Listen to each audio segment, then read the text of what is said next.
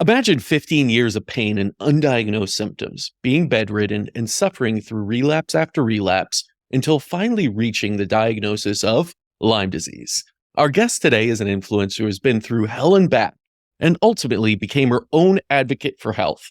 She now pours her heart and soul into fighting for better patient care and treatment for others who suffer from Lyme.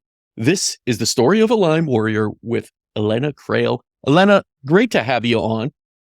Thank you for having me. We recently met over in Los Angeles, and I have to say, when I met you, you embodied the picture of a very healthy person, someone that seems vibrant, that seems completely, has their well-being about them, yet you suffered for so long. So I know looks could be deceiving, but number one, congratulations on literally coming back from what I know is a long, long battle. And I know it's not over ever. We're always healing, but that's definitely a good step in things. But maybe we could start somewhere at the beginning here in seeing how you came about, when your health issues came about, and this journey that you've been battling for so long. Yes. So my story starts in New York in 96. I came to New York from Ukraine originally.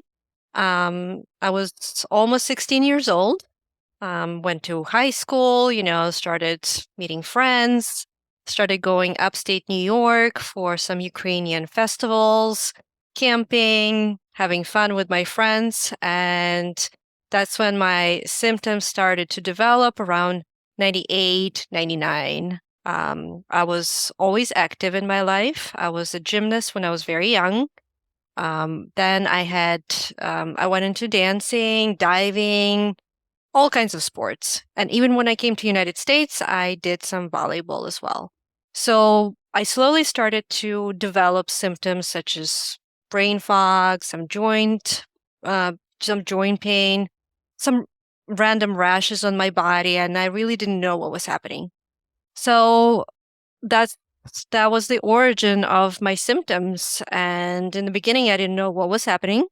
I considered, that I was stressed. I was so busy with school and work and everything. So I thought maybe it's the stress. And I also thought maybe it was my gymnastics aftermath. I had a lot of injuries, I thought, okay, my joints are hurting from that, that's why I can't, walk up the stairs, it's probably from that. So I kind of, explained that away. And slowly my symptoms started getting worse and worse and worse over the years. Yeah. It's one of these things that Lyme progresses. Sometimes it's a fast progression. Sometimes it's incredibly slow. When was it? For me, it was very slow. Yeah. So it's also probably a little tricky because you're thinking, oh, this is a slow progression. It can't be anything that serious. And when was it that you started to actually contemplate or came up with the realization that you were suffering from Lyme disease? Well, I didn't know it was Lyme, but I knew that there was a problem when I was in college in my grad school. I was seeing patients and I couldn't really concentrate during sessions. I couldn't really write my papers. My brain was scrambling. I was typing nonsensical words. It was just very bizarre symptoms started to happen. And I was really into yoga. And then I noticed I couldn't do standing poses, things like that. So a lot of symptoms started to get worse. And I thought, okay, there's something wrong with me. I don't know what it is, but I need to figure it out. And once you have that, were you in a state of fear already then, or was it sort of just confusion? What was your state at that point, not even knowing a diagnosis, but knowing something's wrong? I was confused. Yeah. I was like, I'm young, I'm in my 20s. That's very bizarre. But I was still thinking maybe it's just stress, I'm overworking myself. I just need to take it easy and everything will be okay. And so did you start to take it easy? Not really, because, my schoolwork was so, overwhelming. And, I was working. I was a type A personality, go, go, go. I lived in New York. You can't take it easy in New York. Yeah. Us New Yorkers never take it easy. No. And so you're trying to push through it, which I've heard from so many people. You just go about your work and everything. You're going to have good days. You're going to have bad days. When was that breaking point for you where you had to say something's really wrong and I need to really find the answer now? Yeah, when my sleep tanked and Mm, I would wake up completely like dead. I couldn't like function. I couldn't even make it to school. I would drive and I would pull off to the side of the road and literally would have to take a nap, hmm. it was just so exhausting. And then by the time I would get to school to see patients, I would want to go home. So I knew that I needed to really explore what was happening to my body. And what was the first step for you in that exploration? Because I know it's usually not that you just end up right away with, hey, this is Lyme, and you kind of go from there. How was your kind of journey to even getting the diagnosis? Well, my husband, who was diagnosed with chronic fatigue syndrome at the time, Mm, he already knew the doctors and he said, well, listen, your symptoms are very similar to mine, so maybe that's what you're developing. So he sent me actually to his doctor. So I did not have a really bad experience with the doctors, as so many patients do, it's in hmm. your head, blah, blah, blah. I actually went to a specialist in CFS. Well, I actually went to one, and he did not diagnose me with CFS. He said I just have a yeast condition, and Hmm. to do a yeast diet, he gave me nystatin. He said this is what you need. So I kind of did his protocol, did not get better at all. And then I started looking for other functional medicine doctors, and that's when my real journey started. Yeah, You skipped over the conventional realm in some ways. You went yes, to the thank specialist God. and the functional. Yes, So you like shaved off probably 5 years or so there I think alone, so. I at think so. least, right? I think so. And Though I I did have some weird and bad experiences with some doctors were just regular. I would go for, a dermatologist or something, and then they would ask me, "Are you having any health symptoms?" And I would share because, there's a doctor asking me. And then they would suggest, "Oh, you may be depressed. You should take a look at, maybe go to a psychiatrist," things like that. So conventional medicine doctors did send me some of their recommendations, and it was all, that it's all in my head, kind of suggesting. And then I just stopped sharing with yeah. them, Yeah. period. I mean, and again, you didn't get to a point of such a level probably of frustration with the conventional realm because you already knew other doctors, you knew of functional medicine. Once you started going down the realm of, let's say, functional doctors, how quickly was it till someone gave you Lyme as the diagnosis? Still years. Years. Okay. Still years. Yeah. Still, I do not know why it wasn't, Lyme test was not on anybody's mind. Um, maybe because it was 20 years ago. Yeah. Maybe, they were really, it was more CFS at the time, so that was, and then I did get a CFS diagnosis eventually, Hmm. and I was treating that with some of the functional medicine doctors, but not really getting better. And usually, if you're not getting better, you're kind of riding the roller coaster of ups and downs. Was that what Right. was going on with you? Did you have good days, bad days, just the ups and downs of Lyme? Ups and downs, and if I would push myself, I would have a bad relapse, and then I would have to suffer the relapse, come back out, go back out into the world, and eventually I had to take a break from my grad school program. I thought I would take a year off, I would really focus on my health, and I would go back. And I just got worse and worse and worse over the years. Yeah. And now I realize it was untreated Lyme because it was still in my body. Nobody was really treating it, that part of it.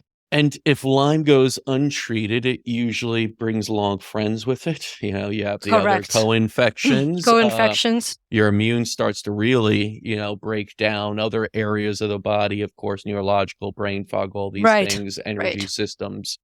No, so when was it that you finally got the diagnosis? And was that a relieving day for you when someone said the word Lyme? I was diagnosed with so many other bugs Yeah, before. So it was just like this one more thing, just another one. just another one, Add it to the it list. was, yeah.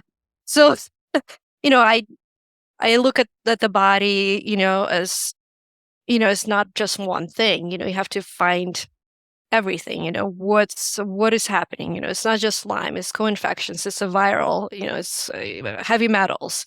So for me, it wasn't like this huge thing. It's just like one more thing I had to address. However, I was really not wanting to go down the antibiotics route. So I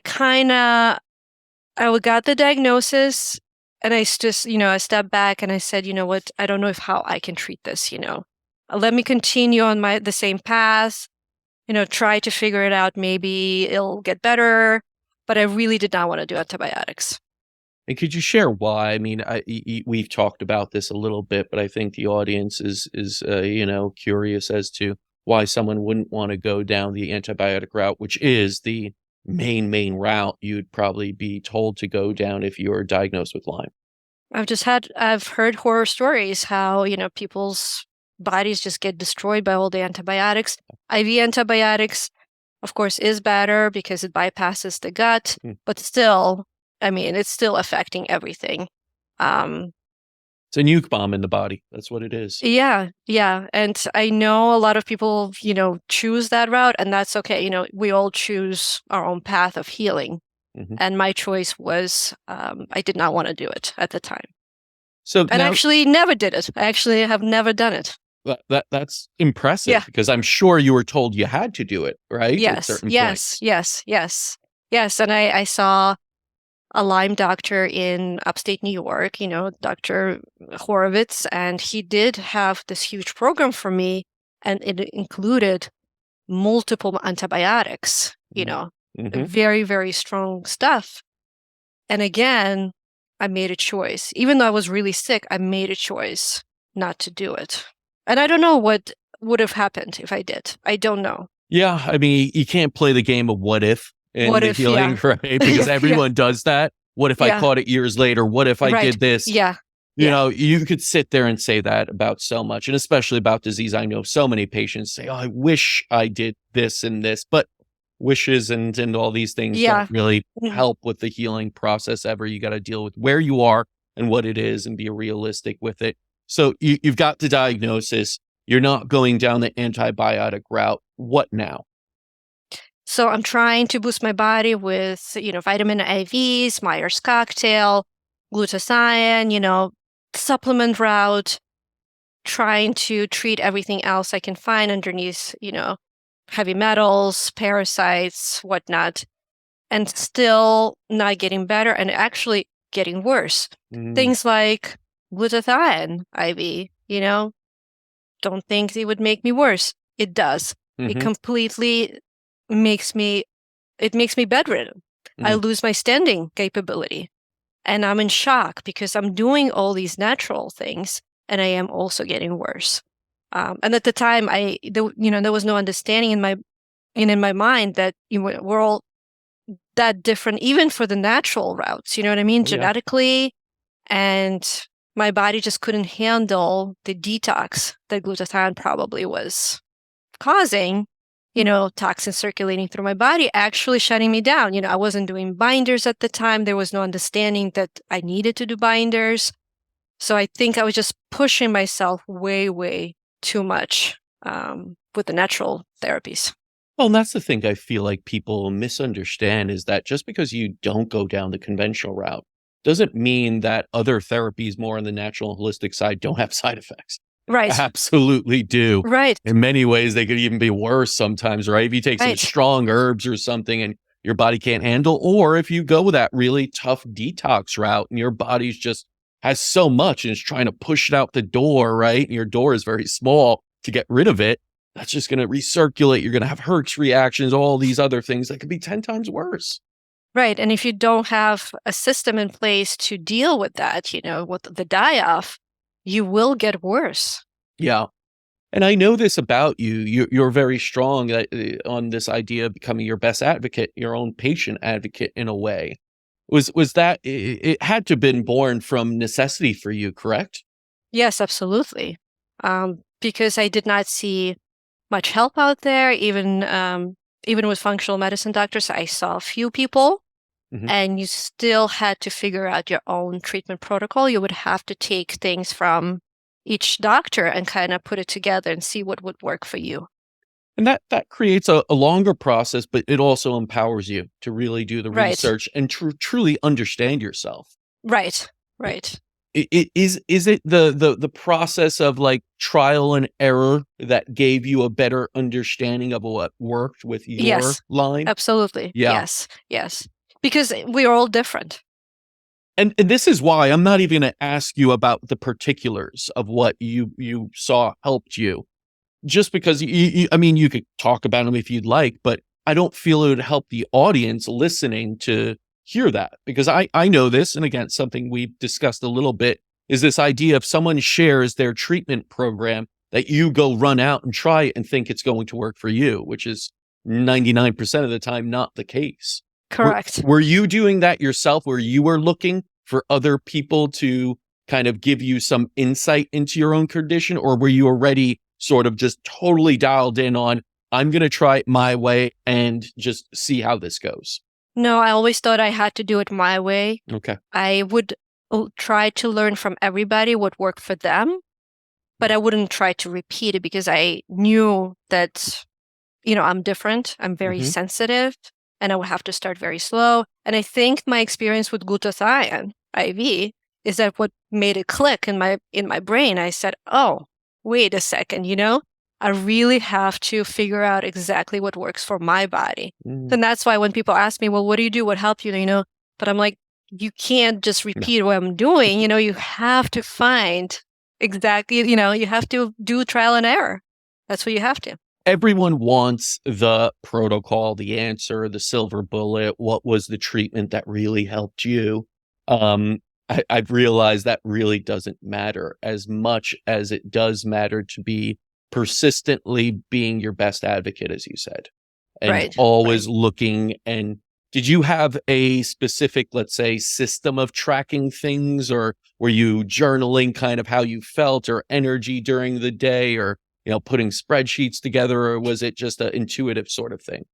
Oh my God, I did a spreadsheet. You did? Okay. I would have, I do spreadsheets for everything. So I'm such I a did, spreadsheet yes. guy. So Oh my goodness, yeah. Every day I would I would track my symptoms and, all the treatments I was doing, how I felt, my sleep, everything. Yes, I was tracking. But eventually I got so bad that I couldn't even be on the computer anymore. So then I had to just kind of do it in my head.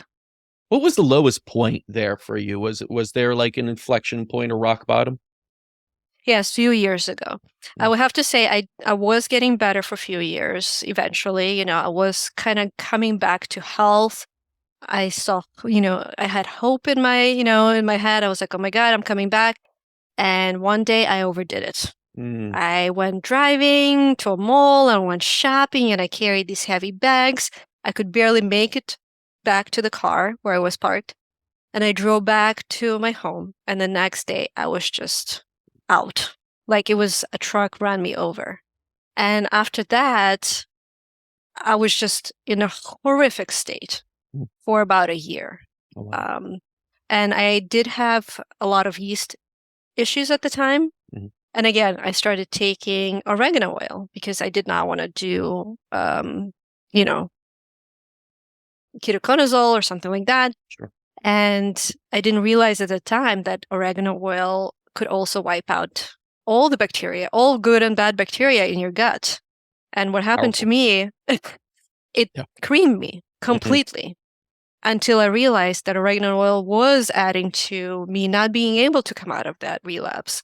So that was kind of my lowest points where I couldn't even speak. I could have few words. I couldn't even have a person in the same room as me. I was bedridden, basically. I had my mom help me dress, undress. I couldn't even sit. I had horrible orthostatic intolerance. So even forget standing, I couldn't even sit and eat. So I would have to lay down and eat, eat laying down. And even eating would make me exhausted. Extreme sound sensitivity, wearing earplugs basically 24/7. Suffering badly, sore throat. My lymph nodes were enlarged, just feeling like I was going to die. And so that was the low point.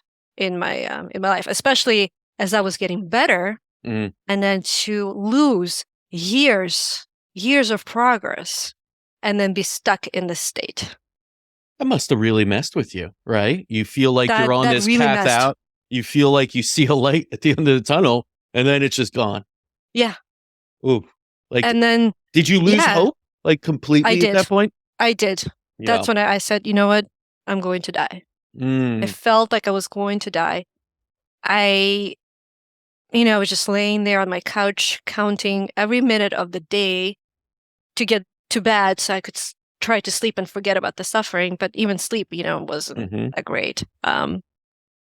And that's when I realized how, horrific this disease can be, how you can get, you can start getting better and then it can just be all taken away Yeah. if you overdo it. But, it creates this PTSD of Oh, yeah. of some sort.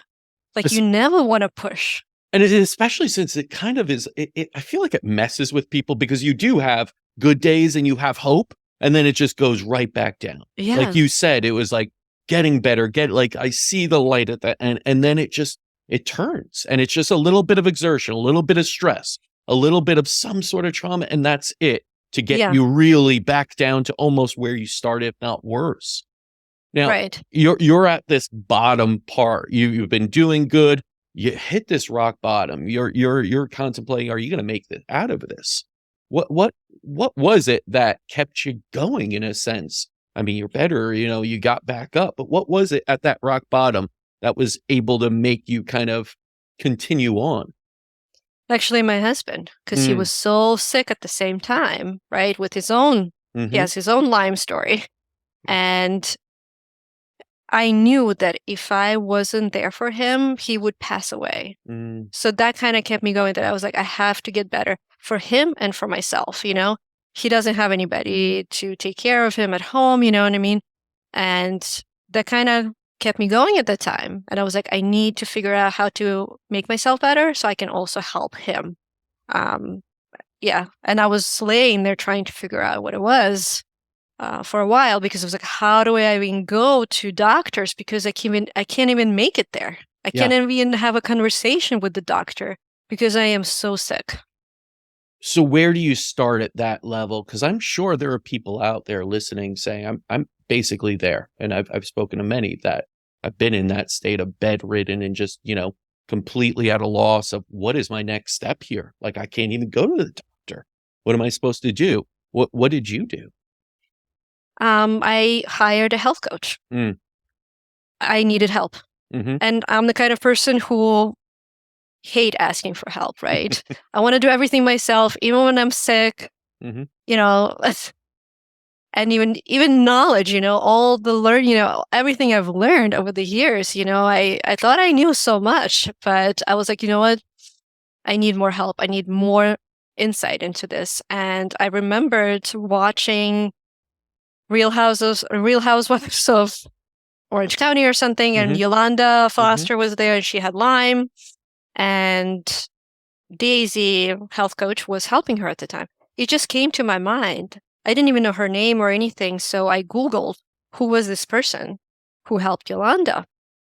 Hmm. And Daisy's name came up. I texted her, and she said, I would like to talk to you. And I wrote back, I said, I can't talk. Mm. I'm really sick. And she said, well, what if you don't like the sound of my voice? And I said, I'll take my chances. And I said, you're hired, basically. Like, help me. Yeah. I was at the point, I was like, I didn't even know what you did or anything. I just needed an extra help in the health field, Hmm. that, somebody would come and help me with the doctors and treatments and everything. And it was you've obviously improved from there, correct? At that Exactly. point, you started to turn things around. You started to regain some strength, some energy. You started going back out and seeing doctors again, being your own patient advocate, doing a lot of blood tests and all these things. And one of the things I'll say is that you have a wonderful, Instagram social presence where you documented a lot of this. Was that something that was a little bit gave you some sort of ability to connect with others to kind of give some insight into what a journey it is to have Lyme disease? What was the like initial kind of point of you putting that out there? I have built a big audience, Yeah. over the years. I started it as a hobby, something to take my mind off. I loved dressing up Mm. all my life. I also love wearing colors. And I would always dress up for my doctor's appointments, no matter how bad I felt. And actually, my mom helped me put on some outfits at the time because I was so sick. And I wore my heels in my wheelchair, and I just always wanted to look like a normal human being. That to me was, this is this is what I wanted to look like. And over the years, I built a big audience, and I didn't really share about my health. I just focused on the clothing and happy, happy, happy, happy things. But then I said, you know what? I'm stronger now, and I have the ability to use my platform to raise awareness about chronic illnesses, whatever it is, Lyme, CFS, fibromyalgia. There's so many people out there who look normal, but who are really suffering. And, that gave me a push, that to start sharing my story. And some of my treatments, I try not to do it too much because I don't want people running and doing what I'm doing. But at the same time, I would like to educate people on what's out there. Oh, yeah. You know what I mean? Because It's people so need to vital. know. Absolutely. Yeah. They really do. I found it that people don't even need to like more research on their own sort of thing. They need that, but they need to hear stories from other people so it guides them down different paths Correct. and has them open to it. The thing I've realized by speaking to so many people is they don't even realize what is out there for them. Correct. They don't even have, they're thinking it's antibiotic or nothing. It's Right. or maybe like, some acupuncture or something I could try when there are so many other things out there. And just to bring awareness to them is a big, big step in the right direction for them. Right. Yeah. And then since then, I've had so many people contacted me on Instagram and just thanking for sharing my story. And then it's giving them strength to carry on and to keep looking for something that would work for their body. And it just makes me so incredibly happy. I mean, that's so inspiring that people can see me getting better and keep looking for themselves. And Because I know yeah. that's how it is. Oh, you know how it is to be at rock bottom. And doesn't it Yeah. also feel like this is such a wonderful part of the healing journey is the ability that while you're going through it to impact others' lives? Oh my God. That's the best thing for, I love helping people. Yeah. And for me to share my story, I'm just so grateful that I'm able to do that. Well, I'm grateful for you sharing it too, because I truly believe more people need these beacons of hope because they go to the doctors that say it's in your head. They go to the doctors that say you can only take antibiotics. And then they're after that, they're feeling worse saying, what do I do now? And Right. if they hear from people like yourself, they say, okay, I still have hope. Because Right. I'm sure you'll agree. The worst place you could be is in a hopeless situation where you feel there's Absolutely. nothing left for you and that's Right. it. Yeah. And then you start thinking, am I actually crazy? Yeah. Like, do I have these symptoms? I can't speak. I mean, is it me? Like, is there something wrong with me? But I'm normalizing these symptoms, by sharing my story, and people are like, oh yeah, I have the same thing. It's, okay, so it's normal to have this. Yeah. Do you feel that you'll always be in this kind of healing journey? I mean, I always say we're always all healing, but for you, do you feel that this is something that you're just going to always do for the rest of your life, meaning place this first, do all the work and everything? Because some people heal and then they just leave it and go on. Some people, just carry on and don't really mind the idea of being in a certain space that is always going to be a disease space. Where do you feel like the future for you is? Well, yeah, as you said, we should all be healing on Yeah. all levels. I mean, that's how we grow as human beings. For me, I think I'll continue healing for the rest of my life. Mhm. I don't like to associate with any disease personally. I don't like labels, but I do like to say that I'm constantly trying to get better, physically, emotionally, spiritually. We're all need to put in the work Hmm. and, be better human beings for ourselves, and then we can help others. Is there a part of you now that can look back on everything you've gone to and see it some sort of blessing? Somebody actually asked me that question recently, and I said no. Mm. No. I still think it was not a blessing. Hmm. I wish I didn't have it. I wish I had a great, I wish I had a great, and I'm sure what, even then, I'm sure I would have found a way to help people because that's who I am. That's Not in with Lyme, but with something else. And that is the truth of, I think, any disease or any time you go through something like this is it's a very personal thing too. Like some people won't always see it as a blessing and shouldn't. And I think that's part of it. That's also very personal. It's part of your Mhm. journey, but it doesn't It mean is you have part of to. my journey. I accept it. Yes, and there is no other way around it now. You can't go Right. back in time and Yeah. not Yeah. change it. You Yeah. can't live in regret as if Yeah. you No. could have done No. something different. No. I think that's a big part of what a lot of people have to deal with also is sometimes they live in a state of regret. Maybe it was the decisions they made that led them up to where they are right now, or maybe it wasn't. Do you have any advice for that on how to just live in the present and accept that, you've gone through this and you just have to keep moving forward? This is very incredibly difficult to do. Yeah. To not have regrets, and you just have to do your best. Really, just focus on the present. Focus on the future. Just keep doing. Keep looking for what to what's out there, because it's not really helpful. You know what I mean? Hmm. It's gonna cause the stress and bring your body down. You just need to focus on the future and the present. Yes. Yeah, yeah. It's a day by day, trying to stay Yes. positive, understanding it's never going to truly go away, this feeling. Like we Yeah. all have regrets, even people that are, haven't Yeah. gone through this sort of a situation, experience in life will have regrets. It's Hmm. just how you deal with it and how you could stay present and, the practices you might start to implement. And I know you've implemented that. You're incredibly passionate about health now. You're incredibly passionate about organic foods and everything like Yes. that. Yes. Right? Is that not part of Absolutely. where the journey has led you?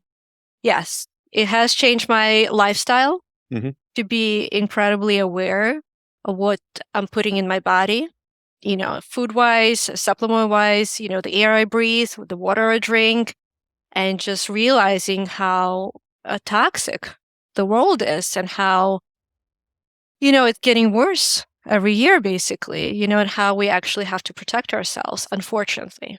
I mean, you also don't want to overstress with that and be completely scared, but just Right. being aware, just being aware that that's the reality and, making the best out of it.